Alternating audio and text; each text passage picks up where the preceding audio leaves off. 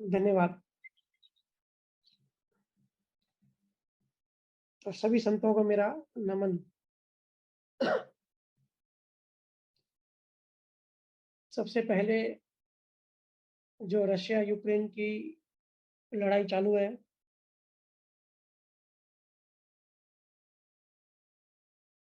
बड़ी वेदना है। ऐसा हो रहा है हमारे प्रेज़ेंट टाइम में, बहुत सारे लोग तो वॉर फर्स्ट टाइम देख रहे होंगे। अफ़सोस है, अच्छा नहीं लग रहा है देख के कि लोगों के घर टूट रहे हैं। पर कुदरत का जो सॉफ्टवेयर है, जो इंटेलिजेंट सिस्टम है, वो अपनी कैलकुलेशन से ही काम करता है, अपनी कैलकुलेशन से ही चलता है। कुदरत को जब भी कुदरत हमारा जो शरीर है, वो चलेगा तभी जब कुदरत को बैलेंस मेंटेन करना साथ में या नेचुरल क्लाइमेट आती है या दूसरा ऐसा कुछ होता है। पर हम इसे भी ज्ञान की दृष्टि से देखें और इसमें क्या सीख सकते हैं। कुदरत कैसा सूक्ष्म तरीके से हिसाब रखती है, लेन-देन रखती है कर्मों की। किसके प्राण कब जाने हैं, किसके प्राण कब नहीं जाने हैं। अब मैंने कल एक वीडियो देखा, बहुत हैरानी हुई देख के। आप लोगों में से कुछ लोगों ने देखा होगा, रशिया ने काफ़ी सारे मिसाइल्स दागे यूक्रेन पे, कीव में। तो कीव में एक मॉर्निंग मतलब परसों सुबह एक आदमी उठा अपने फ्लैट में और जब बाथरूम में गया तो देखा कि बाथरूम में रशिया की मिसाइल पड़ी हुई थी। मतलब वो मिसाइल आई थी लेकिन वो फटी नहीं थी। तो घर वाले देख के डर गए। तो देखो कैसे सिस्टम काम करता है। बहुत मुश्किल से ऐसा होता है कि मिसाइल जाए और ना फटे या कुछ नुकसान ना करे। पर जिसके प्राण नहीं जाने तो उस टाइम वो मिसाइल काम नहीं करेगी। वीडियो हार्डली 1 मिनट का होगा लेकिन अगर उसको थोड़ा गहराई से जाँचेंगे तो उसमें काफ़ी कुछ अनुभव हो सकता है कि कैसे कुदरत काम करती है। हिसाब-किताब कैसे कर्मों का ये जो सिस्टम है चलता है। बहुत ही अचरज लगा, कैसे कुदरत मारती है और कैसे बचाती है। दूसरा वहाँ लड़ाई हो रही है, बच्चे मर रहे हैं, तो हम तो क्या अपने ड्राइंग हॉल में बैठ के चाय पी के न्यूज़ देख रहे हैं कि भाई इतनी बिल्डिंगें टूटी, इतने बच्चे मरे, इतने घर टूटे। हमारे लिए सिर्फ़ एक न्यूज़ है। ठीक है, थोड़ी संवेदना होती है, थोड़ा ऐसा लगता है, लेकिन इतना फ़र्क नहीं पड़ता क्योंकि वो हमारे घर नहीं है, हमारे बच्चे नहीं हैं। तो इसमें हम ये सीख सकते हैं कि जिस चीज़ के हम अपने आप को मालिक समझते हैं और अपना समझते हैं, अगर वो जाती है, अगर वो डैमेज होती है, वो टूटती है, तो दुःख होता है। तो दुःख घर में नहीं होता, दुःख बच्चों में नहीं होता, दुःख उस मालिक के पने में होता है, जो हम गलत मान्यता पाल के बैठे हैं। दूसरों के घर टूट रहे हमको फ़र्क नहीं पड़ रहा है, तो हमारा कोई कंसर्न नहीं है, दुःख नहीं है, उनमें मोह नहीं है। ऐसे ही अगर हमारे आस-पास में आके मिसाइल गिरे और हमारे आस-पास के लोग कोई ऐसी सिचुएशन आए, ऐसे मरने लगे, तो हम सबको पता है कि क्या होगा। तो सारे दुःख जो है मैं और मेरा और ममता जो पकड़ के बैठे हैं, वहाँ से आते हैं। अब बहुत लोग पुतिन को गलत मानते होंगे, गलत मान रहे हैं। बहुत लोग नाटो को और यूरोपियन कंट्रीज़ को गलत मानते होंगे। जो जिसके साइड है वो अपोज़िट साइड को गलत बोलेगा, ठीक है? लेकिन ज्ञानी की जो दृष्टि होती है वो न्यूट्रल होती है। ज्ञानी सिर्फ़ सही-गलत में नहीं पड़ता, ज्ञानी सिर्फ़ देखता है कि भाई क्या कैसे हो रहा है। अगर ज्ञान की दृष्टि से देखेंगे कि कोई भी दोषी नहीं लगेगा दोनों में से, क्योंकि सब चीज़ें ऐसे काम कर रहे हैं और ये चीज़ें एकदम से नहीं होती। बिल्कुल प्रोसेस प्रोसेस होते स्लोली उस सिचुएशन की तरफ बढ़ती जाती है। ये सब प्रोसेस होता है। छोटी-छोटी जो घटनाएँ होती है ना, उसमें बड़े-बड़े प्रोसेस होते हैं अंदर। हमको प्रोसेस नहीं दिखते, लेकिन वो घटना दिखती है। इसके लिए हम घटना को अच्छा-बुरा कर लेते हैं और दोषी मान बैठते हैं।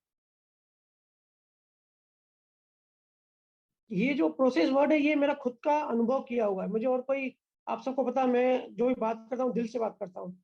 इसके लिए मैं ज्ञानियों की तरह बड़े-बड़े शब्द यूज़ नहीं कर सकता, ग्रंथों के वर्ड यूज़ नहीं कर सकता। मेरे को जो खुद को सिर्फ़ कॉन्सेप्ट जो समझ में आते हैं और जो शब्द समझ में आते हैं छोटे-छोटे, जो दिल से निकलता है वही बोलता हूँ। लेकिन ये प्रोसेस कैसे होता है? ये प्रोसेस वर्ड में बहुत बड़ी साइंस है। छोटी-छोटी घटना में अगर थोड़ा डीप में जाएँगे ना, तो इतनी सारी सूक्ष्म घटनाएँ घटती हैं, इतना प्रोसेस होता है, इतना प्रोसेस होता है। फिर जाके ऐसी घटना घटती है, ऐसी सिचुएशन आती है। पुतिन का मैंने इंटरव्यू देखा, वो भी बोला कि मुझे भी अच्छा नहीं लग रहा है और मैं चाहता भी नहीं था। तो कोई नहीं चाहता लड़ाई करना, कोई नहीं चाहता वॉर करना। उसको, उसकी जो संजोग ऐसे बनेगा, उसकी जो दृष्टि वैसे होगी, जो लेन-देन होगी, तो उसका, उसकी जो विवेक होगा, जो बुद्धि होगी, वो उसको वैसी डायरेक्शन में ले जाएगी।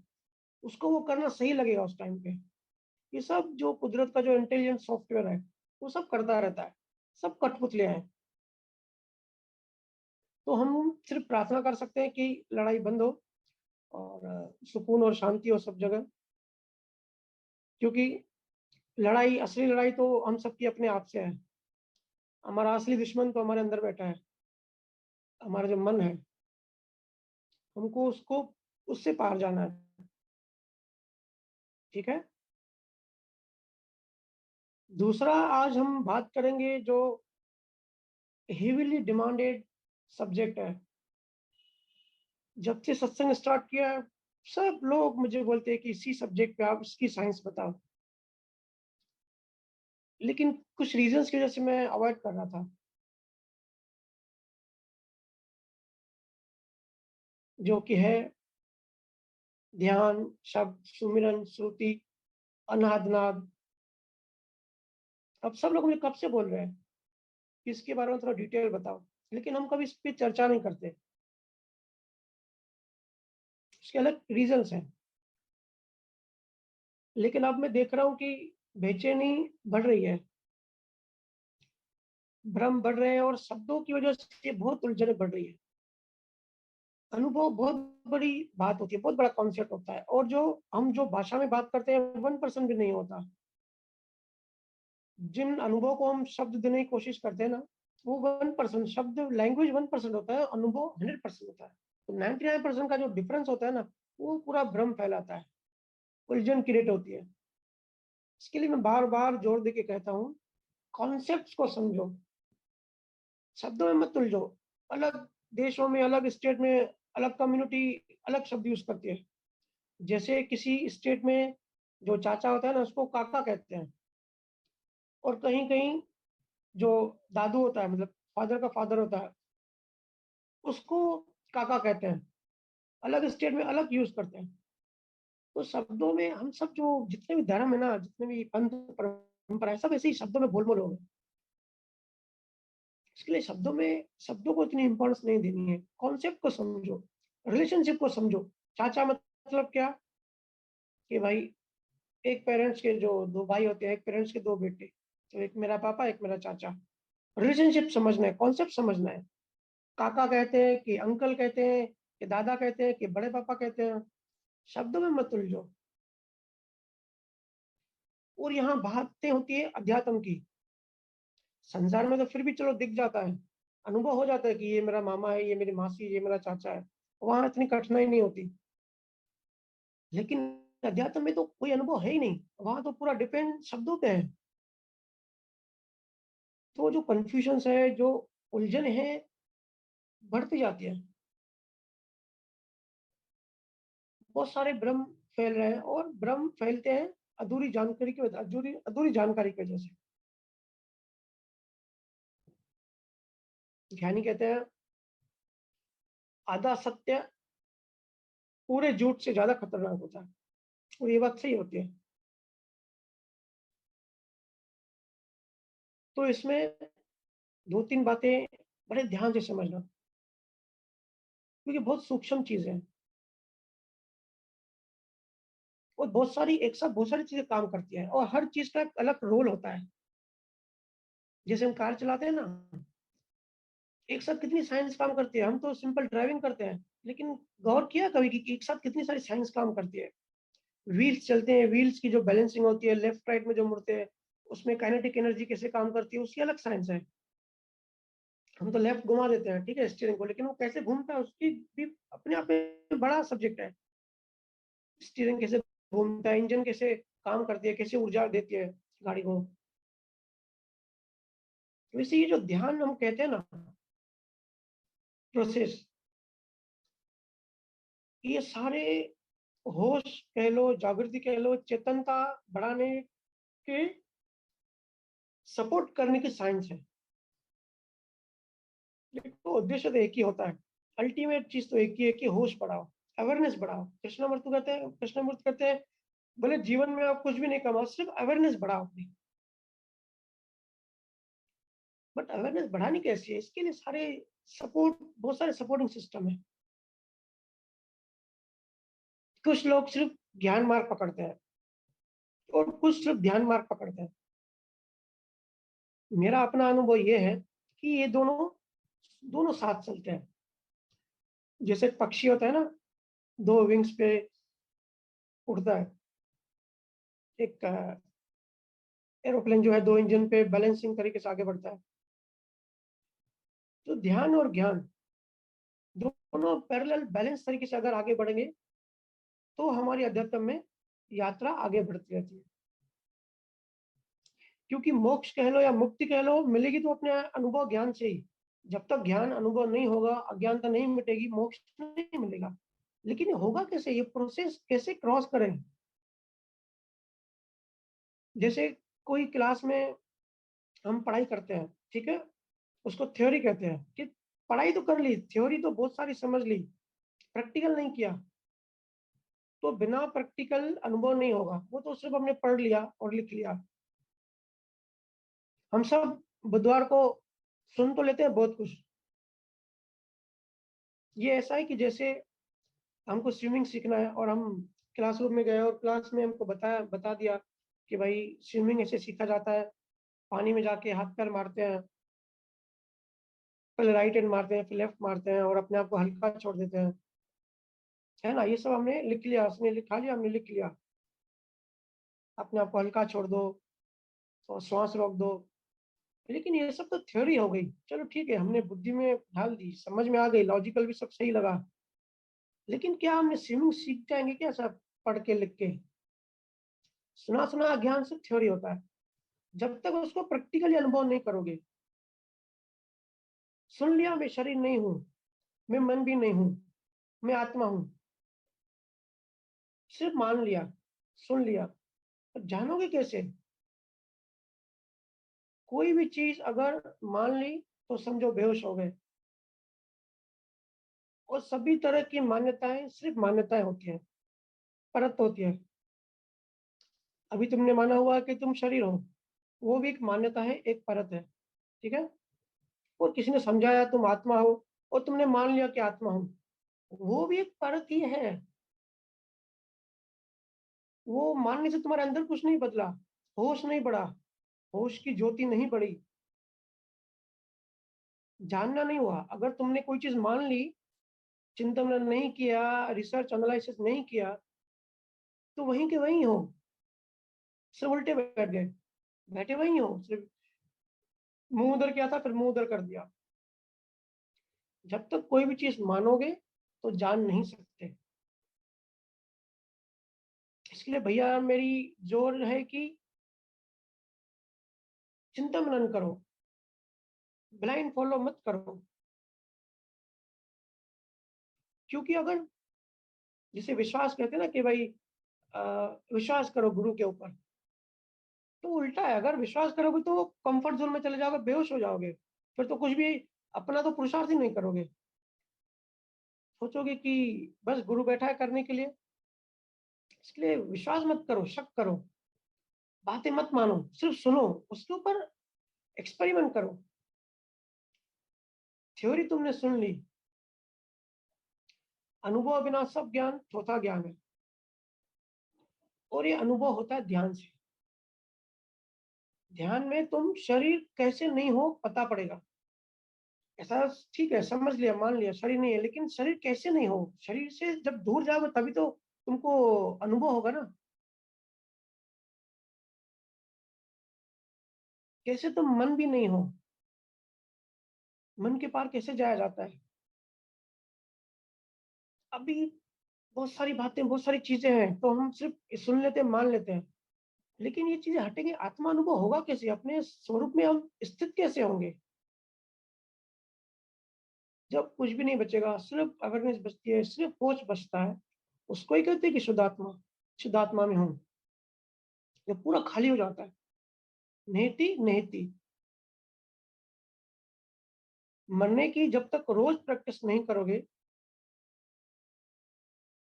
तब तक तुमको मौत का अनुभव नहीं होगा।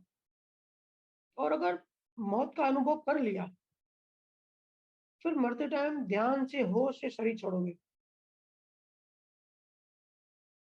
तो सबसे पहली बात करते हैं सिमरन की। अब पहला कंफ्यूजन तो ये है कि जीव समझते हैं कि सिमरन मतलब मंत्र जाप। जैसे नॉर्मली हम राम नाम की बात करते हैं, तो हम कहते हैं भाई सिमरन किया, हाँ मैंने राम नाम किया। नहीं, सिमरन सिमरन अलग कॉन्सेप्ट है, अलग साइंस है, अलग रोल है, अलग बेनिफिट्स है। मंत्र जाप अलग रोल है, अलग बेनिफिट है। ठीक है। सिमरन सिमरन अलग है, मंत्र सिमरन अलग है, सिमरन की जो विधि है वो अलग है। सिमरन का सिंपल सा मतलब होता है याद रखना, उसको याद रखना, आत्मा परमात्मा को याद रखना,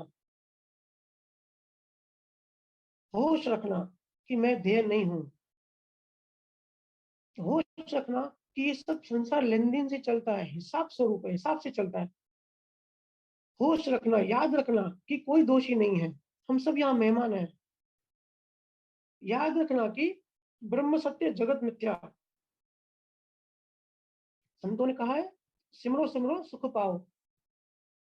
सिमरो सिमरो सुख पाओ का मतलब, सुख मतलब नॉर्मली जो हम जिसको सुख दुख समझते हैं ना, वो वाला सुख नहीं कि भाई एक दुकान खोल ली हमने और बच्चों की शादी हो गई, वो वाला नहीं। संतों की, ज्ञानियों की नजर में सबसे बड़ा दुख एक ही होता है, जीवन मरण का जो चक्र है। और एक ही सुख होता है, आत्मानुभव। एक ही दुख होता है, देहध्यास। एक ही सुख होता है, आत्मध्यास। सिमरन करो मतलब याद करो, जागो, सपनों से जागो। हम बार बार बेहोश होके तन्मयकार हो जाते हैं और कर्म बनाते हैं।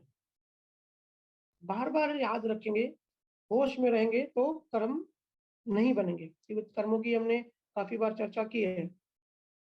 तो तन्मयकार नहीं होंगे, होश में रहेंगे, उस लिंक को तोड़ेंगे, तो कर्म बंधन नहीं होगा। तुम बार बार भूल जाते हो, संसार में गिर जाते हो, और फिर याद करो। इसी को अभ्यास कहते हैं। अर्जुन ने कहा ना कृष्णा को कि मुझे बेचैनी हो रही है, कृष्णा ने कहा अभ्यास करो, सिर्फ अभ्यास करो, मतलब याद करो। सिमरन मतलब याद रखना। सिमरन से श्रुति वर्ड बना। श्रुति जो हम सुनते हैं ना, श्रुति, वो वर्ड बना। श्रुति मतलब एक पतला कनेक्शन या पतली रस्सी, बैक ऑफ द माइंड, एक याद बनी रहे। हम कहते हैं कि आत्मलक्ष्य रहो, लेकिन हमको पता है ये सब हमने बोले कि नहीं बोलते हैं, जब दुकान पे जाते हैं तो भूल जाते हैं। लेकिन गुरु नानक नहीं बोलते। गुरु नानक जब दुकान पे बैठे रहते थे, फिर भी उनकी जो श्रुति है वो लगी रहती थी। बैक ऑफ द माइंड, एक पतला सा कनेक्शन। जैसे होता है ना, छोटा बच्चा घर में होता है और इधर उधर भागता है, एकदम छोटा, तो माँ जब किचन में खाना बनाती है, तो उसकी श्रुति जो है ना बच्चे में लगी रहती है। उसका पूरा ध्यान बच्चे में ही रहता है कि वो पलंग से नीचे तो नहीं गिर रहा, या कुछ कर तो नहीं रहा। बार बार जाके देखती है, तो वो होश में रहती है, वो याद रखती है कि मेरा बच्चा है। अपने किचन में अपने ख्यालों में नहीं डूबती। खाना बनाती है, लेकिन श्रुति जो है ना बच्चे में लगी रहती है। इसको कहते हैं कि माँ अलर्ट रहती है। इसकी प्रैक्टिस करनी है। जैसे गांव में कबीर साहब ने बहुत अच्छा एग्जाम्पल बताया। गांव में लड़कियां जैसे पानी भर के आती है ना कुएं से, या पहले के जमाने में पानी भर के आती थी, तो साथ साथ मटकियां एक दूसरे के ऊपर रखती थी। तो कबीर साहब कहते हैं कि ये मटकियों का बैलेंस वो कैसे संभालती है, कौन सी रस्सी से ये मटकियां गिर क्यों नहीं जाती नीचे, कैसे ये लेके आती है। तो श्रुति से उस मटकियों को उन्होंने पकड़ा हुआ है, कनेक्शन बनाए रखा है। या जैसे कोई लड़की मैके में जाती है और पति आने वाला होता है मैके में उसको लेने के लिए, तो उसकी जो ध्यान है, उसकी जो श्रुति है पूरी पति में लगी रहती है कि अभी कहाँ है, कब आएगा। पूरी तैयारी करके रखती है कि क्या खाना खाएगा। वो पति के बिना अपने आप को अधूरा महसूस करती है। रहती अपने माँ के पास है, लेकिन ध्यान पूरा पति के घर में होता है। तो ध्यान,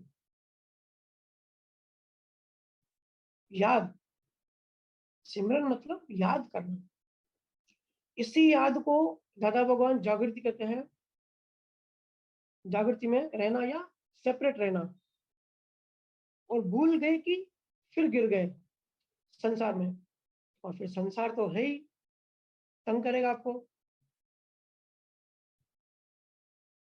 समझो, कोई डॉक्टर बोले कि भाई किसी को कैंसर है या कोई बीमारी है, 6 मंथ में आप मरने वाले हो, तो देखो उसके जीने का ढंग बदल जाएगा, उसके भाव शिफ्ट हो जाएंगे।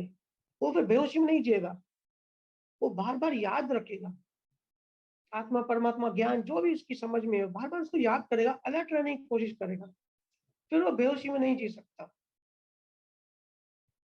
या इसको ऐसे भी समझ सकते हैं कि एक आदमी वॉक करके जा रहा है, 5 करोड़ का गोल्ड उसकी जेब में पड़ा है, तो उस टाइम वो बार बार जेब को हाथ लगा के देखेगा, भाई हाँ गोल्ड पड़ा है।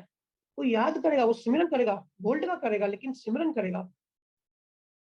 अपना जो ध्यान है बार बार वहीं लेके जाएगा कि हाँ भाई गोल्ड जेब में पड़ा है, गिर नहीं गया। सिमरन, सिमरन छूटा तो संसार हेवी लगेगा, परेशान करेगा। स्मृति, और विस्मृत हो गए कि आप दुखी हुए। तुमको संसार कमजोर करता है क्योंकि तुम सिमरन नहीं करते। भूल जाते हो परमात्मा को, उस असल तत्व को भूल जाते हो, बेहोश होकर गिर जाते हो। श्रुति अपनी पूरी काम धंधे में लगाते हो, संसार में तन्मयकार होकर एक हो जाते हो, और कंफर्ट जोन में चले जाते हो, बेहोश और एक मैकेनिकल तरीके से जीवन जीते हो। काम धंधे में उलझ जाते हो, फिर संसारी राग द्वेष में फंस जाते हो, मन के जो हंगामे हैं उसमें फंस जाते हो। इसी जागृति को गुरु नानक ने सिमरन कहा है, कबीर साहब ने श्रुति कहा है, दादा भगवान ने जागृति कहा है। इसी को मैं भी ध्यान कहता हूँ। ध्यान दो कि तुम्हारा ध्यान कहाँ है। महावीर स्वामी ने जो 4 ध्यान बताए ना, कि ध्यान दो कि तुम्हारा ध्यान कहाँ है, अर्थ ध्यान, क्या सोच रहे हो। और याद रखना, ध्यान शरीर में तन्मयकार हुआ, संसार में तन्मयकार हुआ तो कर्म चार्ज हुआ। ध्यान आत्मा में रहा तो सेपरेट हो गए। असली बात होश की है। कैसे भी होश बढ़ाना है, अलर्टनेस बढ़ानी है, अवेयरनेस बढ़ानी है। ज्ञान को अनुभव करना है, देहाध्यास मिटाना है, देहाध्यास से जीवाभ्यास, फिर जीवाभास से आत्माभास। जितना होश बढ़ेगा उतना देह का और जीव का, मतलब जड़ का जो बॉर्डर है वो क्रॉस करते जाओगे, ऊपर उठते जाओगे, आगे बढ़ते जाओगे। जड़ और तत्वों का मिक्सचर तो हो गया, लेकिन जैसे जैसे चेतना ऊपर चढ़ती जाती है, जड़ की जो परसेंटेज है वो कम होती जाती है, और चेतनता की परसेंटेज बढ़ती जाती है। उसी को हम होश कहते हैं। अब वो सबकी अलग अलग लेवल है। किसी का भाई 20% चेतन है तो 80% जड़ है, तो अज्ञानी होगा, संसार ही संसार है तो उसको दिखेगा, शरीर में ही रहेगा पूरा ध्यान उसका। और एक बात याद रखना, बिना कोई क्रिया क्रिया किए भी होश में रह सकते हो। जैसे बहुत लोग उपवास करते हैं ना, तो उपवास करने के क्या फायदा है, क्यों करते हैं उपवास? उपवास करने से अलर्टनेस बढ़ती है, होश बढ़ता है। ये भी एक मेथड है, प्रैक्टिकल मेथड है होश बढ़ाने का। हाँ, ये होता है कि बहुत लोगों का ध्यान फिर खाने में ही लगा रहता है, क्योंकि वो देखते हो घर में एक अगर उपवास रखता है तो उसको देखा देखी दूसरे भी रखते हैं, लेकिन उनका उद्देश्य होश बढ़ाना नहीं होता, उनका उद्देश्य होता है ठीक है भाई, सब रख रहे हैं तो भाई हम भी रखते हैं। तो इंटरेस्ट कम है तो फिर उसको बार बार भूख लगेगी और बार बार ध्यान टाइम में जाएगा, भाई कब रात बजेगी तो खाना खाऊं, ध्यान फिर बार बार खाने में जाएगा। और जो ज्ञानी लोग जो अलर्टनेस की साधना करते हैं, जिनको इन चीजों पे कोई रस नहीं, कोई इंटरेस्ट नहीं है, वो जब उपवास करते हैं तो खाना तो उनको याद भी नहीं होता, उनका होश बढ़ता है। याद रखना, सिमरन करने के लिए हाथ पैर मुंह जबान कुछ नहीं चाहिए। मतलब सिंपल सी बात है कि सिर्फ आत्मा को याद रखना, परमात्मा को याद रखना, हम जो असल में है उसको याद रखना। जब हम याद रखते हैं ना, याद करते हैं, तो हम पराग दोष के इन पचड़ों में नहीं पड़ते। उसकी याद टूट गई और आपको होश आया कि भाई मैं तो फंस गया हूँ, फिर याद कर लो, फिर नीचे गिरोगे फिर याद करो, फिर भूल जाओगे फिर बेहोश हो जाओगे फिर याद करो। यही तो अभ्यास है, यही तो प्रैक्टिस करनी है। ज्ञान मार्गी जो होते हैं वो सिर्फ ज्ञान पे जोर देते हैं। अगर तुम भूलते नहीं हो, सतत श्रुति आत्मा में लगी रहती है, 100% होश में रहते हो, अपनी अवेयरनेस में रहते हो, जो कि बहुत रेयर होता है, लेकिन पॉसिबल है, हो सकता है कोई इतना हेवी पुरुषार्थ करे, तो उनको ध्यान करने की जरूरत नहीं है, उनको फिर याद करने की भी जरूरत नहीं है, क्योंकि याद देखो देखो, हम याद किसको करते हैं, जिसको भूलते हैं। और अगर हम भूल ही नहीं रहे, आत्मा में ही है, होश में ही है, तो फिर कुछ भी करने की जरूरत नहीं है, याद करने की जरूरत नहीं है। सिंपल सी बात है। बट कलयुग में, प्रेजेंट सिचुएशन में पॉसिबल नहीं है, और इसी के लिए ही कलयुग में संतों ने श्रुति शब्द मार्ग बनाया। ये एक नई टेक्नोलॉजी बनाई होश बढ़ाने की, क्योंकि लोगों के पास देह के अलावा कोई अनुभव ही नहीं है, और ज्ञान भी बुद्धि में डाला हुआ है। हम मेमोराइज करते हैं ज्ञान। अगर समझो एक्सीडेंट वगैरह हो गया, तो अगर मेमोरी लॉस हो गई, तो फिर कहाँ कहाँ गए तुम लोग, कहाँ गया वो ज्ञान, सुना हुआ ज्ञान? इसके लिए ज्ञानी ज्ञान को अनुभव करने की बात करते हैं, ज्ञान बढ़ाने की बात नहीं करते हैं। ठीक है ना? संतों का मत है, कलयुग में बिना ध्यान ज्ञान अंदर नहीं जाएगा, सिर्फ एक सीमा तक, एक लॉजिक तक ठीक लगेगा, सही लगेगा सुनने में, बट लॉजिक तो सिर्फ शुरुआत है अनंत की यात्रा में, और अनंत की यात्रा बियॉन्ड लॉजिक है ना? इसलिए सारे संत देखेंगे, सारे ऋषि मुनि देखेंगे, पतंजलि से लेके नागार्जुन तक, सबने ध्यान किया, और ध्यान करके ही हर चीज की साइंस बताई, किसी ने सुन के थोड़ी बताया। ध्यान में तुम चेतनता अनुभव करते हो। लोग कहते हैं महावीर स्वामी या रमन महर्षि ने ध्यान नहीं किया। अरे भाई, आप उनका ये वाला जन्म देख रहे हो, उनके पिछले जन्मों की कितनी यात्राएं हैं, वो हमने थोड़ी देखा है, सबने ध्यान करके ही पाया है। श्रीमद राजचंद्र जी ने 16 साल की उम्र में अमूल्य तत्व वचन बताया। अब 16 साल की उम्र में जरूर पिछले जन्मों की ये कमाई रही होगी, पिछले जन्मों में की डेवलपमेंट, और ध्यान करते हुए आए होंगे, अभी तो सिर्फ बताया। ध्यान की अपनी महिमा है अभी कलयुग में। 24 तीर्थंकरों की आप मूर्ति देखो, गौतम बुद्ध की आप मूर्ति देखो, सब ध्यान अवस्था में है। शिव को देखो, ये सब सिंबॉलिक है, एक इशारा कर रहे हैं हमको कि कलयुग में देहाध्यास बहुत गाढ़ा है, कैसे टूटे। इसलिए संतों ने पूरा साइंटिफिक सिस्टम बनाया। जैसे आप लोगों को पता है, आप लोग जब नाम जपते हो तो कभी ध्यान नाभि पे रखते हो, कभी त्रिकुटी पे, कभी दशम द्वार पे, है ना? हम सबको अनुभव है। तो इसमें एक बात पक्की हो रही है कि तुम शरीर नहीं हो, तुम शरीर से अलग हो जो ध्यान दे रहा है इन स्थानों पे, जो ऑब्जर्व कर रहा है। तो ये पहली प्रैक्टिस है शरीर से ऊपर उठने की, शरीर से सेपरेट होने की।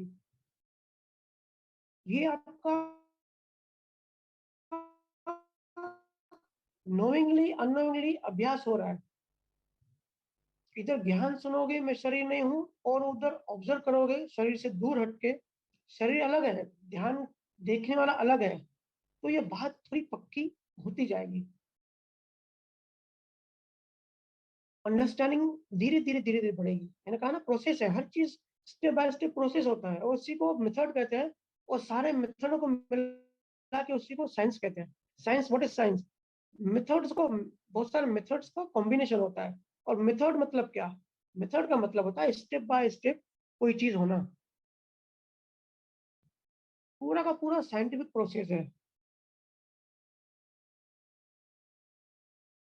तो सिमरन मतलब मंत्र जाप नहीं होता। सिमरन का मतलब होता है होश में रहना, उसको बार बार याद करना, उसकी प्रैक्टिस करना।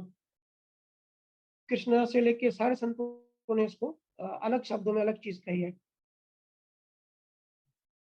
पर शुरुआत मंत्र से होती है। कोई ना कोई मंत्र।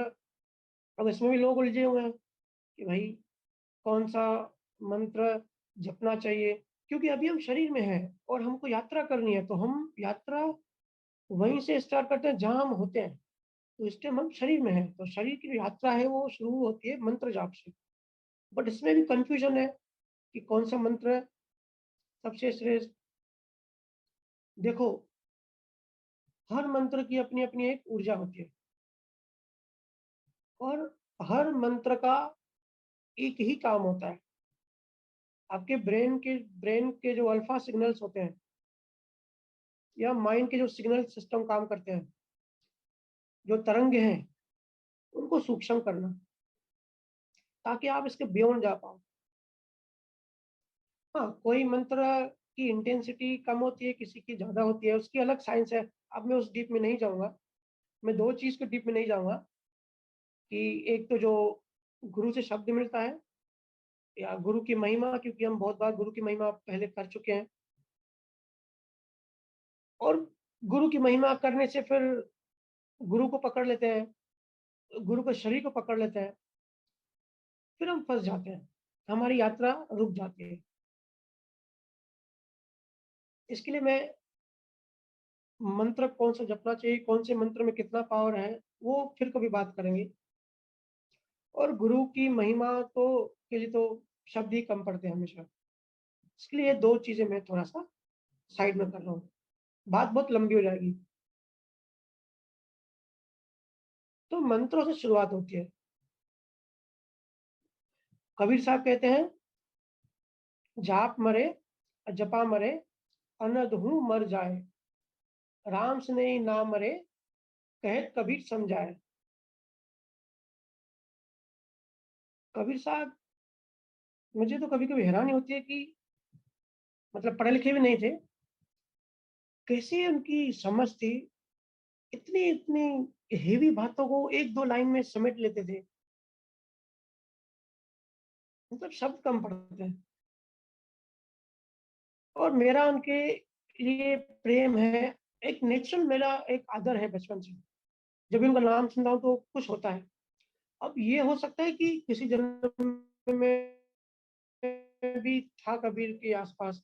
इसके लिए जैसे पाचोरा में एक लेडी है, वो कहती है कि गुरु वगैरह सब ठीक है, ज्ञान ठीक है, लेकिन जब मैं गुरु खाती हूँ या जब उनकी मूर्त देखती हूँ तो मुझे रोना आ जाता है। बहुत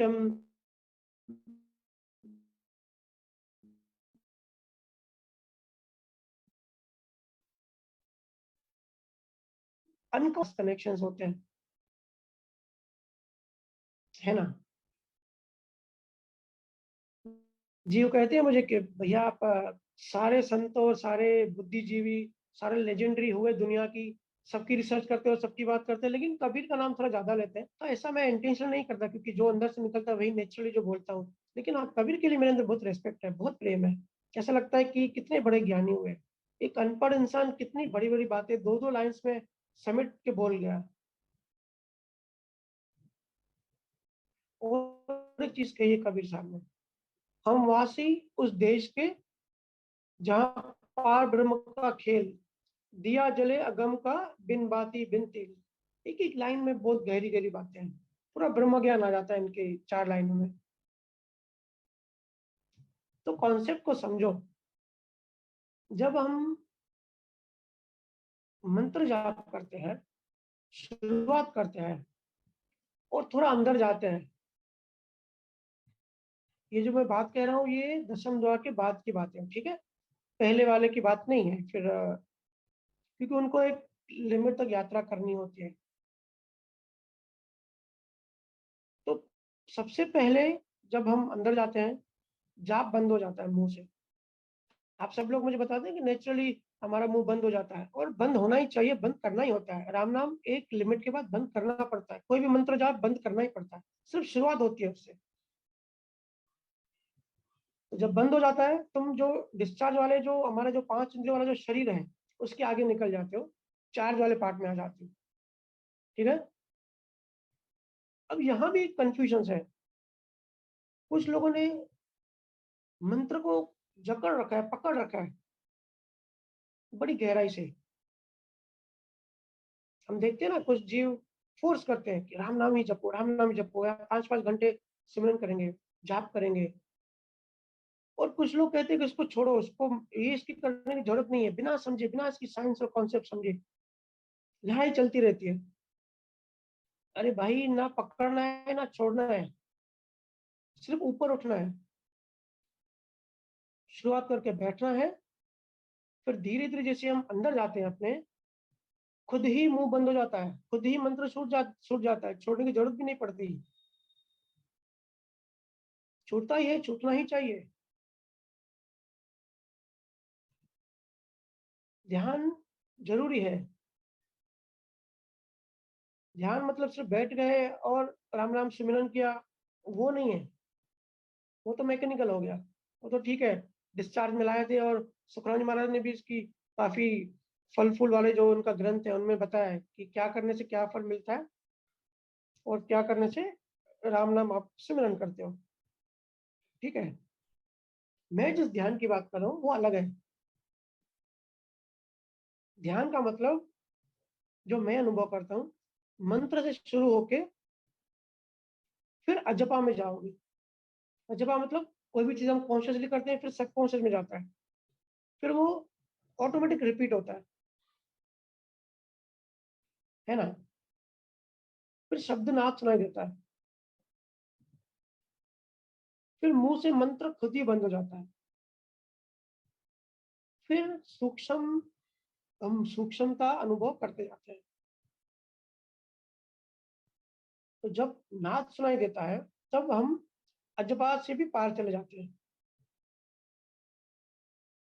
अब इसमें हर किसी को अपनी अपनी अनुभूतियां होगी, किसी को कम होगी, कितनी ज्यादा होगी, क्योंकि ये चीजें अपने अपने भी संजोग पे भी डिपेंड करता है और इंटरेस्ट पे भी डिपेंड करता है, क्वालिटी पे भी डिपेंड करता है, ठीक है?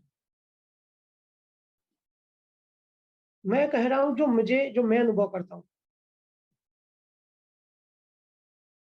तो जब हम नाद सुनते सुनते जब उसमें लीन होने लगते हैं तब हम पहली बार अनुभव करते हैं कि मैं शरीर नहीं हूँ, शरीर से मुक्त हो जाता है। फिर बहुत आगे सब डायमेंशंस को क्रॉस करते हुए आगे जाओगे तो नाद भी छूट जाएगा। हर एक चीज ऐसी होती है ऊपर उठने की, पकड़ो और छोड़ो, पकड़ो। किसी भी इस अध्यात्म यात्रा में आपने किसी भी चीज को अगर पकड़ लिया और वहीं बैठ गए, तो एक बात पक्की समझना, आपकी यात्रा रुक गई। अगर आपने गुरु को पकड़ लिया, यात्रा रुक गई। राम नाम को पकड़ लिया, यात्रा रुक गई। धोनी को पकड़ लिया, यात्रा रुक गई। ऊपर उठते जाना है, यात्रा में आगे बढ़ते जाना है। फिर नाद भी छूट जाएगा, शून्यता बचेगी, सब धीरे धीरे छूटता जाएगा, विचार सूक्ष्म होते जाएंगे, हर चीज गायब होती जाएगी, शून्यता बचेगी। फिर शून्यता भी खत्म हो जाएगी, परम शून्यता हो जाएगी, कुछ भी नहीं बचेगा, सिर्फ तुम्हारी अवेयरनेस, चेतनता। वहां पहुंच जाओगे जहां कुछ नहीं बचेगा, सिर्फ होश बचेगा, जहां ऐसे नहीं बोल सकते कि मैं आत्मा हूं, जहां सिर्फ आत्मा बच जाएगी, सिर्फ होश, सिर्फ अवेयरनेस। जो मैं मेरापन है, उससे बाहर आ जाएंगे, सिर्फ होना रह जाएगा, सिर्फ होना मात्र बचेगा। एक नींद होगी, पर इस नींद में तुम जागे हुए होगे, बाकी सब खो जाएगा। इसी को कृष्णा जागृत निद्रा कहते हैं गीता में। इसमें तुम्हारा होश तो होता है,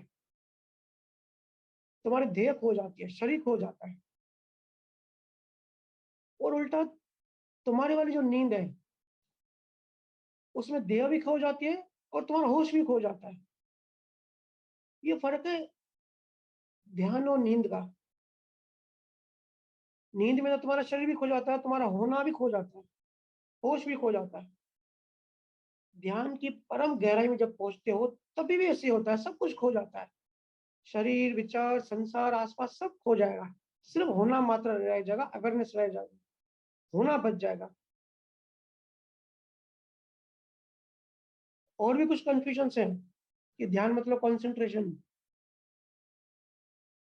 मैं बता दूं, ध्यान कंसंट्रेशन नहीं है। जैसे टॉर्च होता है ना, टॉर्च का जो फोकस होता है वो एक ही साइड होता है, पूरी रोशनी वो एक एक जगह पे फेंकता है, एक साइड फेंकता है। ध्यान टॉर्च की तरफ नहीं होता, ध्यान दिए की तरह होता है। दिए की ज्योति होती है ना, चारों तरफ रोशनी देती है, चारों तरफ उजाला। ऐसे ही अवेयरनेस में दसों दिशाओं में उजाला हो जाता है। उसी को ही अवेयरनेस कहते हैं। अलग संतों ने अलग काल में अलग नाम, अलग मेथड यूज किए हैं, अल्टीमेट चीज यही है।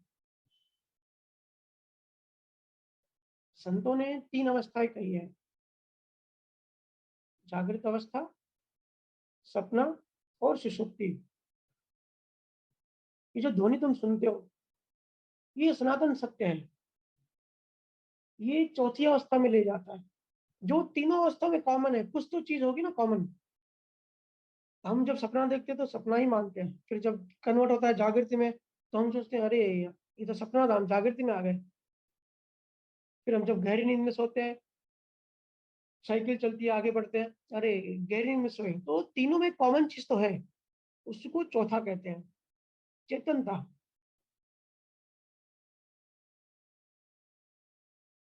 तो सब सबसे बड़ी बात जो है, जितने भी ध्यान मार्ग है आगे बढ़ने के लिए इस पिछले कलयुग में, ये तो सनातन सत्य है। 24 घंटा हर किसी के अंदर में, चाहे कोई धर्म माने चाहे न माने, कोई ध्यान करे चाहे ना करे, सबके अंदर में ये ध्वनि है ही, हर पल चल ही रही है। तो डिफरेंस क्या आता है? क्यों किसी को सुनाई देता है, किसी को नहीं सुनाई देता, किसी को अलग, किसी को अलग? उस पर हम आएंगे। मुझे पता है ये सब कंफ्यूजन है, क्योंकि मुझे तो आप डेली के 70 ईमेल्स आ रहे हैं, तो मैं कहाँ से रिस्पॉन्स कर पाऊंगा? या इतने सारे व्हाट्सअप आते हैं। लेकिन फिर भी मुझे लगता है कि अभी ये टॉपिक का डिमांड बढ़ रहा है, तो फिर मैं थोड़ा सा उस पर सोचता हूँ कि इसकी थोड़ी चर्चा करेंगे। देखो, नाम कुछ भी दो, कोई ओमकार कहता है, कोई शब्द, कबीर साहब ने शब्द कहा है इसको, सतनाम कहते हैं, कोई निरंकार की ध्वनि कहता है ना? बिग बैंग थ्योरी भी मानती है कि शुरुआत एक साउंड से हुई। स्टीफन हॉकिंग है ना, वो भी मानते हैं कि एक परम साउंड है जो सबका सोर्स है।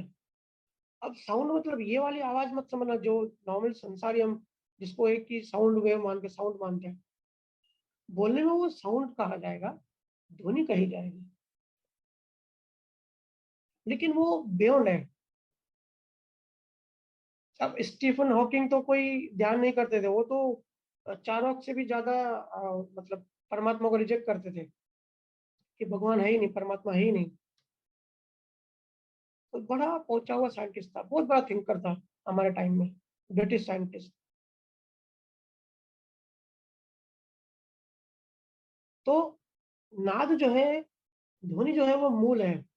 नाम कुछ भी दे दो, रंकार कह लो, ओमकार कह लो, शब्दों में मत उलझो। इम्पोर्टेंट है उसको सुनना और उसके सोर्स की तरफ आगे बढ़ना।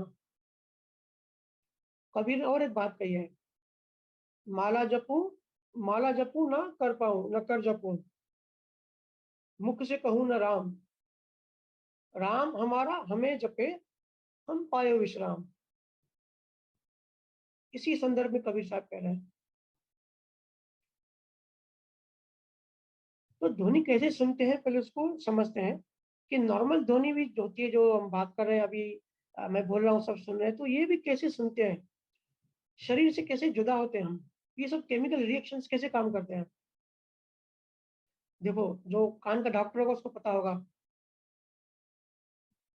मेरे अभी अभी कुछ दिन पहले खंडवा से किसी से बात हुई, और होती रहती है, मेरे पास तो आते रहते हैं कि सडनली कुछ आवाज सुनाई दे रही है कान में, तो वो समझते हैं न्यूरल प्रॉब्लम है, ये कोई बीमारी है। अब ऐसे हुआ, एक लेडी ने कहा कि सडनली आवाज चालू हो गई, तो मैंने कहा कुछ ध्यान वगैरह किया था क्या, तो बोले हाँ, एक एक पर्टिकुलर ध्यान किया था। शायद वो बताया था, श्री श्री रविशंकर का कुछ बताया था शायद। तो हम कोई भी आवाज कैसे सुनते हैं, जैसे ही हमारे कान में वेव जाती है, साउंड वेव होती है, तो जो कान का जो पर्दा होता है ना, उसके आगे उसमें वाइब्रेशंस होती हैं, और उसके आगे और एक पर्दा होता है जिसको छोटा कान भी कहते हैं। तो वो उसको टक्कर मारता है, फिर वो आगे जहां हमारे पीछे जो ब्रेन होता है वहां से वो जुड़ा हुआ होता है। तो जो भी शब्द आता है, ब्रेन क्या करता है, ये जो वाइब्रेट होते हैं पर्दे, ये उधर अंदर टच होता है, तो उसमें क्या होता है कि केमिकल रिलीज होता है ना। तो हमारा जो माइंड का जो स्ट्रक्चर है, जो ब्रेन का जो स्ट्रक्चर है,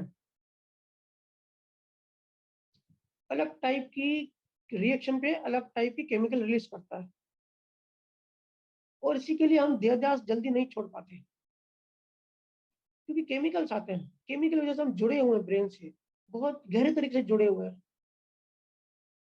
हमारा माइंड क्या करता है ना, कैलकुलेशन करता है, जिस भी तरह की वेव्स पहुंचती है उसके हिसाब से कैलकुलेट करता है, अपने उसमें जाता है, क्या कहते हैं, मान्यताओं में, कि भाई चित्त में कौन सी मान्यताएं पड़ी है, ये ध्वनि आई, ये बात आई, किसी ने गाली दी, किसी ने हमारे अपमान किया, वो डालता है अपने चित्त में, खोजता है कि इसका मतलब क्या हुआ। तो चित्त की मान्यता से आता है कि ये नुकसान है, इसने हमारी इंसल्ट की, चलो अभी इसको गाली दो, फिर वो रिएक्ट करता है, केमिकल रिलीज करता है, और ये सब चीजें ऐसे काम करती है।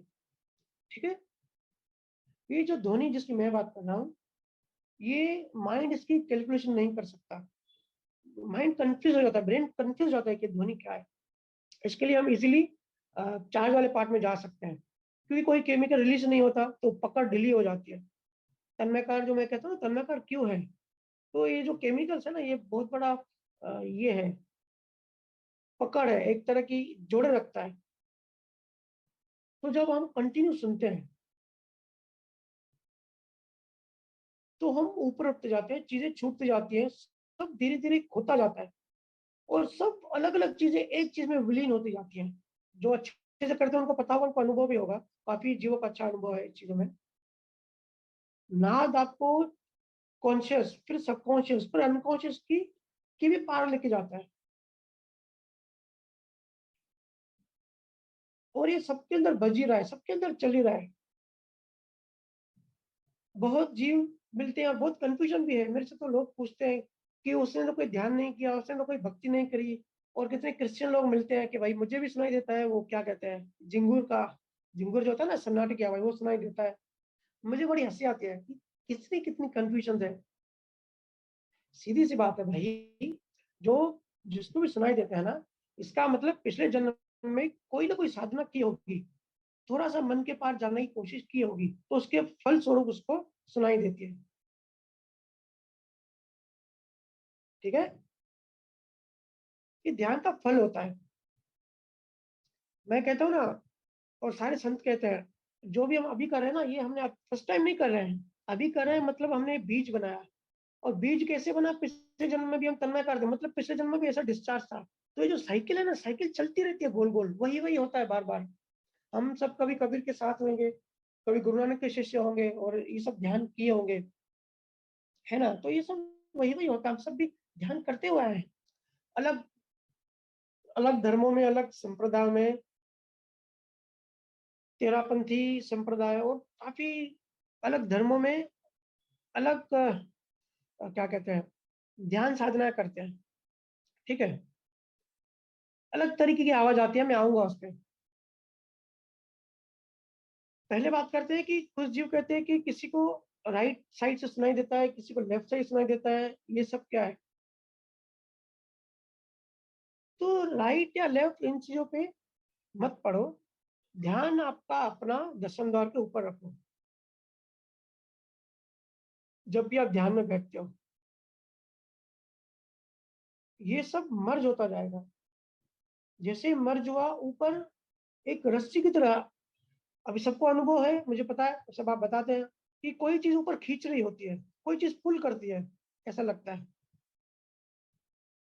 तो चेतना ऊपर उठेगी, सब मर्ज होता जाएगा। और जितना चेतना ऊपर उठेगी उतना ब्रॉड बनोगे, जितना ब्रॉड बनोगे उतना किसी को दोष नहीं देखोगे, कोई दोषी दिखेगा ही नहीं सहज में, क्योंकि ब्रॉड बन गए, ऊपर चढ़ गए। नीचे से देखोगे तो बिल्डिंग बहुत बड़ी लगेगी, लंबी लगेगी। दुबई जाओगे, वहां देखोगे नीचे से तो बुर्ज खलीफा ऐसा लगेगा, अरे 1 किलोमीटर की बिल्डिंग है। और प्लेन में जाओगे ऊपर तो एकदम छोटी दिखेगी। हम कहाँ है वो इम्पोर्टेंट है, चीजें जैसी है वैसी हैं। कुदरत संजोगों के हिसाब से कुदरत कुछ भी बदलने वाली नहीं है। हमारा एंगल क्या है, हमारा पॉइंट ऑफ व्यू क्या है, वो पूरी चीज मैटर करता है।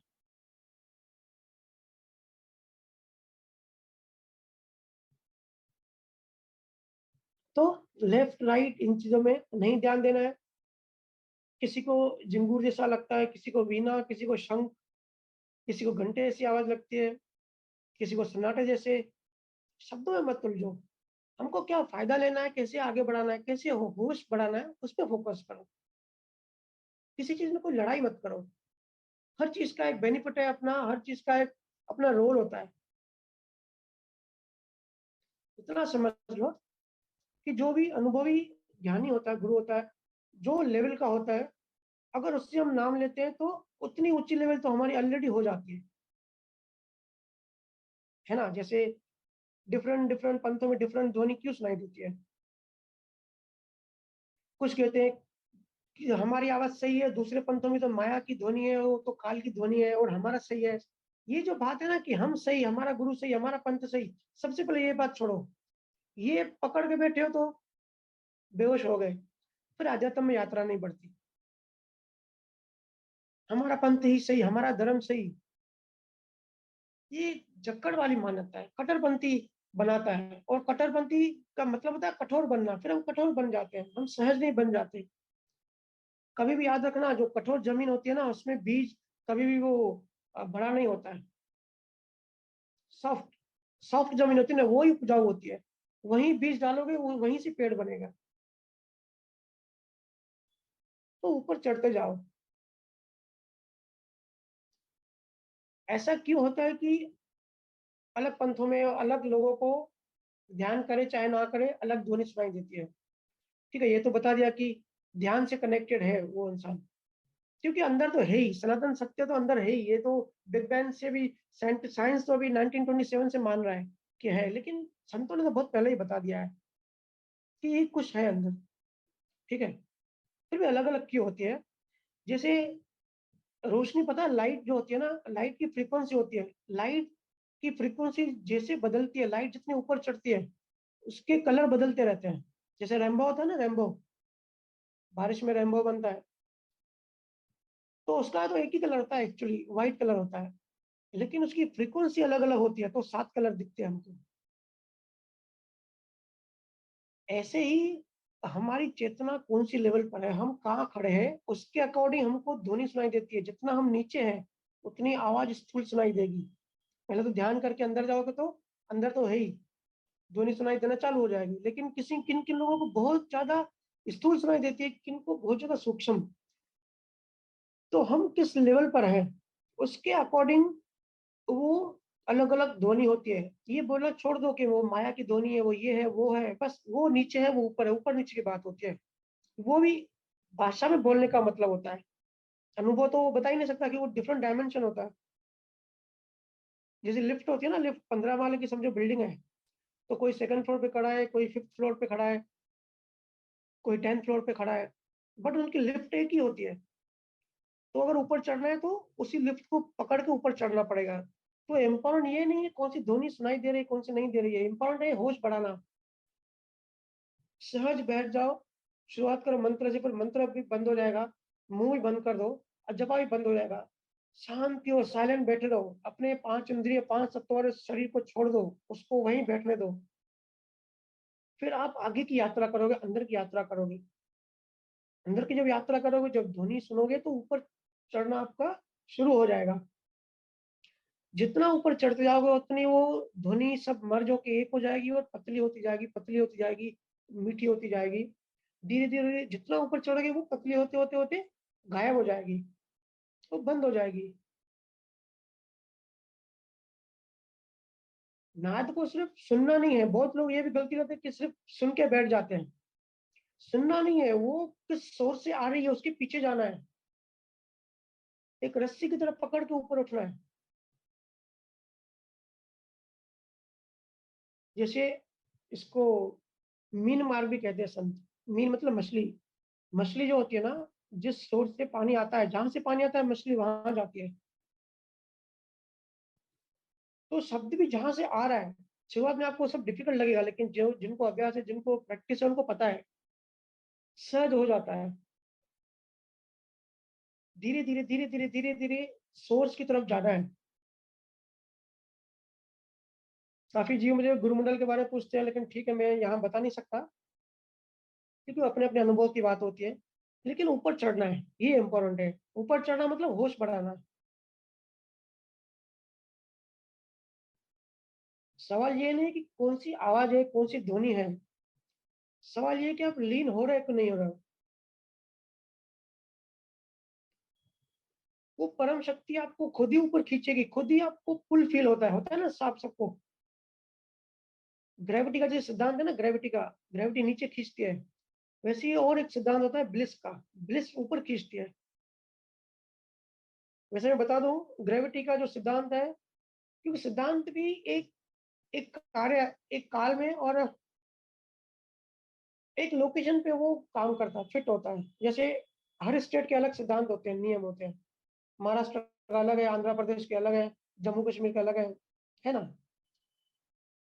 ये जो ग्रेविटी का भी जो सिद्धांत है, ये ब्लैक होल के पास जाके ये फेल हो जाता है। वहां ग्रेविटी का सिद्धांत भी काम नहीं करता।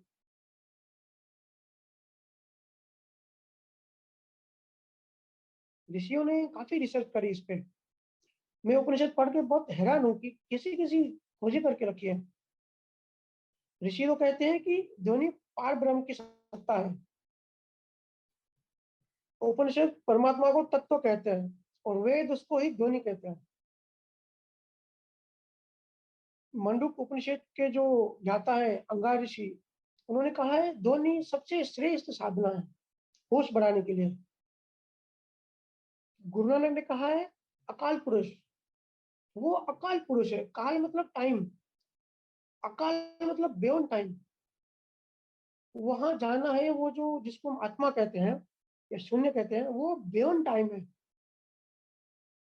अकाल है। वहां बुद्धि से नहीं जा सकते।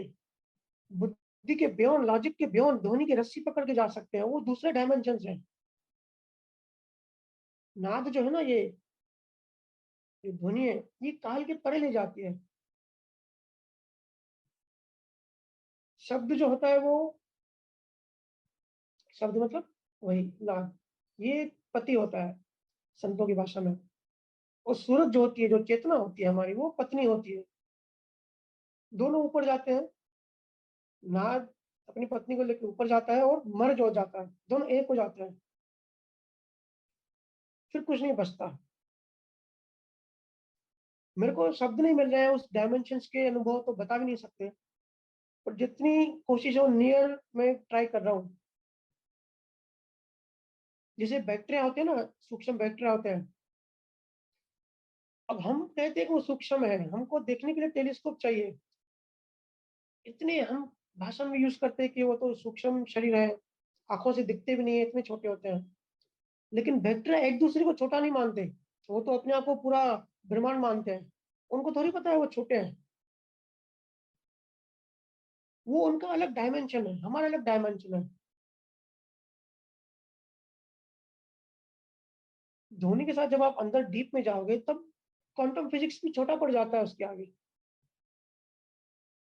सब एक दूसरे के अंदर है। जैसे हमारे शरीर में बहुत सारे बैक्टीरिया हैं, ठीक है, हर बैक्टीरिया मतलब एक अलग आत्मा है। तो हमारे शरीर में कितनी आत्मा है, मतलब सब आत्मा एक दूसरे के अंदर है। हमारा शरीर है, हमारा हम भी एक, हमारे अंदर भी एक आत्मा है, ठीक है, शुद्ध आत्मा। और बहुत सारे बैक्टीरिया हैं, बैक्टीरिया के भी अलग आत्मा है। तो सब एक दूसरे के शरीरों में है, उनका अलग डायमेंशन है। ये मैं समझा नहीं पा रहा।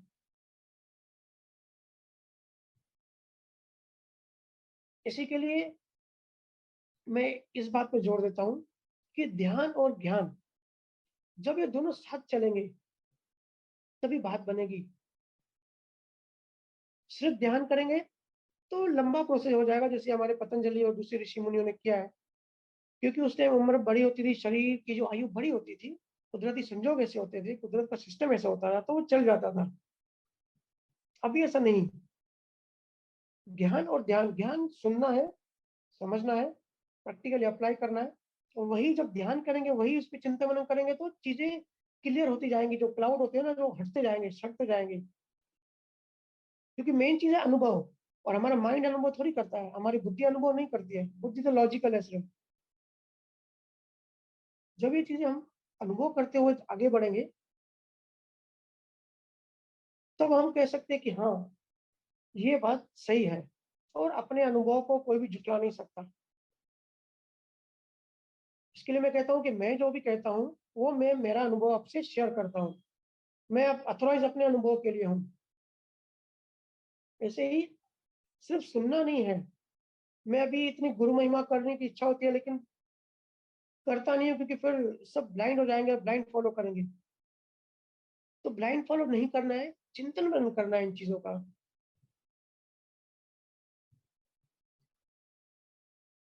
और बैलेंस रखो, हर चीज में बैलेंस। ऋषियों ने कहा है, अति सर्वत्री वर्ज्य अत्रि। मतलब अति नहीं करनी किसी चीज की भी। अति करी मतलब पकड़ कर ली। मन मतलब क्या, पकड़, चीजों को पकड़ रखा है। अति करी मतलब एक्सट्रीम। तो एक्सट्रीम में जैसे किसी को बहुत ज्यादा पिज्जा खाना पसंद है, पागल है पिज्जा के पीछे, तो उसने पिज्जा को पकड़ रखा है, उसका ध्यान जड़ बुद्धि पिज्जा ही होगा वो। इसके लिए कोशिश करनी है अंदर में हर चीज का बैलेंस रखना है। इसलिए 1 घंटा या आधा घंटा भजन सिमरन करना है, तो पूरा आ गया इसमें। हाँ, मैं ये नहीं करता कि सिर्फ राम नाम सिमरन करो, 4-5 घंटे बैठ जाओ। बिल्कुल नहीं, वो तो और बेहोश हो जाओगे, जड़ बुद्धि हो जाओगे। टोटल सिर्फ आधा घंटा करो, क्योंकि कलयुग में टाइम ही इतना है। आधा घंटा, 1 घंटा ध्यान करो, 23 घंटा ज्ञान अप्लाई करो। देखो कैसे अनुभूतियां बढ़ती जाती है, कैसे समझ विकसित, अंडरस्टैंडिंग बढ़ती जा रही है स्पीड से। फिर इन राग द्वेषों से, इन जो भी वेस्ट चीजें हैं हमारी लाइफ में, जो भी मोक्ष और मुक्ति में जो भी बाधा है, वो बाधाएं छटती जाएंगी। बाहर से कोई हमको आकर नहीं समझाएगा, हमको खुद ही अनुभव होगा कि भाई ये हमारे इसमें बाधा है।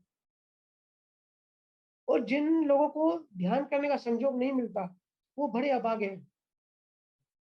आप सब प्रे करो, प्रार्थना करो कि नेक्स्ट जन्म में ऐसे संयोग मिले। मोक्ष के इंटेंसिटी वाले भाव करो कि कैसे होश बढ़े, तो नेक्स्ट जन्म में आपको संयोग मिलेगा।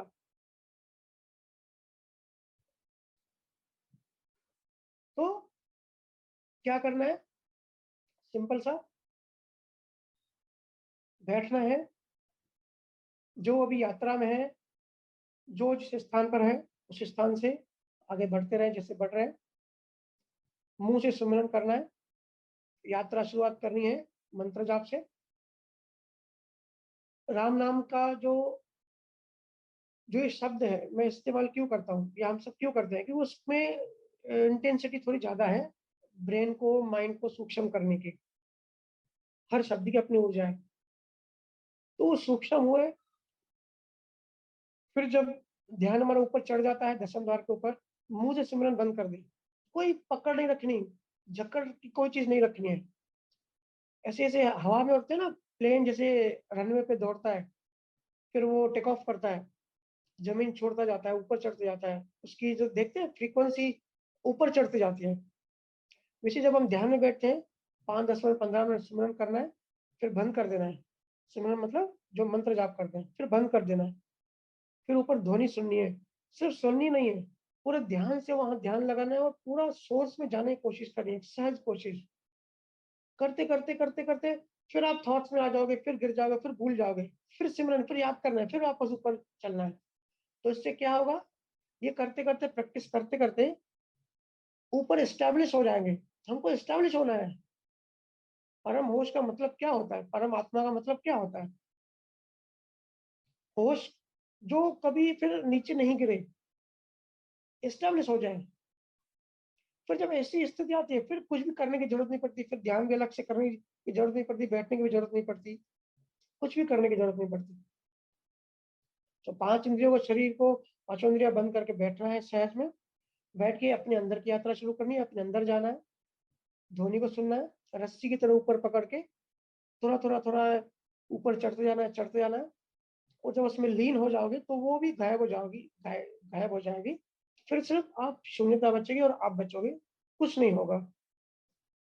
फिर जब आप आंखें खोल के उठोगे, फिर आपको अनुभव होगा कि यार सही में मैं तो शरीर हूं ही नहीं, आज नहीं तो कल शरीर छोड़ूंगा। बहुत सारे जीवों को तो out of the body experience होते हैं ना, तो ये उस बात को पक्का करता है कि मैं शरीर नहीं हूँ। तो शरीर शरीर दूर हो जाएगा, हम दूर हो जाएंगे, बीच की जो लिंक है वो टूट जाएगी। और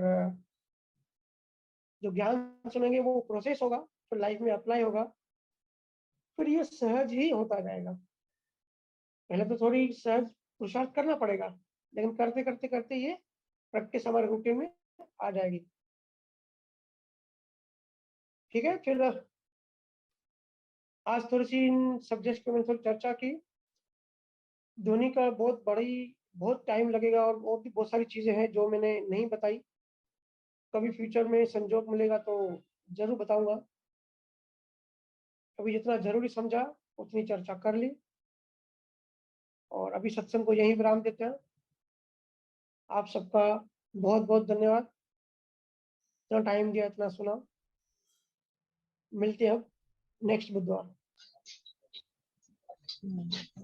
राम राम राम भैया। भैया पूरी आत्मा सभी की पूरी आत्मा हिल गई। जैसे ये परमानेंट है ना, जो हम ऊपर जब जा रहे हैं तो जो ब्रॉड माइंड हमको बोलते हैं कि ब्रॉड माइंड होंगे, जब हम ध्वनि से ऊपर जाएंगे तभी वो ब्रॉड माइंड होंगे। तो नीचे का जब हमारा अटैचमेंट छूटेगा और ऊपर जाएंगे तो वो परमानेंट होगा हमारा, जिसको हम मतलब टेम्पररी नहीं बोलेंगे, वो परमानेंट जाएगा, वो वर्ड्स के बियॉन्ड रहेगा। देखो, ब्रॉड माइंड तो हम भाषा में यूज करते हैं, माइंड कोई हाँ ब्रॉड नहीं होता। जी माइंड तो भैया। हमेशा छोटा ही होता है। ब्रॉड माइंड बोलने का मतलब ये है कि जड़ और चेतन, चेतन अभी क्या है ना, अभी हम बेहोशी में है। जो जड़ तत्व है वो हमारे ऊपर भारी है, ठीक है, वो ज्यादा है, चेतनता कम है, होश कम है। ऊपर उठने का मतलब कि जो चेतनता है उसकी परसेंटेज बढ़ गई और जड़ की परसेंटेज कम हो गई। तो ऑटोमेटिकली हम जड़ चीजों में हमारा इंटरेस्ट नहीं होगा, मोह नहीं होगा, राग द्वेष नहीं होगा। जब हमारा इंटरेस्ट नहीं होगा, हमको अंदर से अनुभव हो जाएगा कि ये सब विनाशी चीजें हैं, छोड़नी है, तो फिर हम राग द्वेष करेंगे ही नहीं ना। तो ये बेसिक चीज है, ये सब जब अनुभव हो जाएगा तो खुद ही नेचुरली राग द्वेष नहीं होगा। जड़ तत्वों की जो लालच है ना, जो डर है, वो निकल जाता है। भैया अल्टीमेट सत्संग आज का, बहुत बढ़िया। जी धन्यवाद, सबको धन्यवाद। राम राम राम। राम भैया। थैंक यू भैया।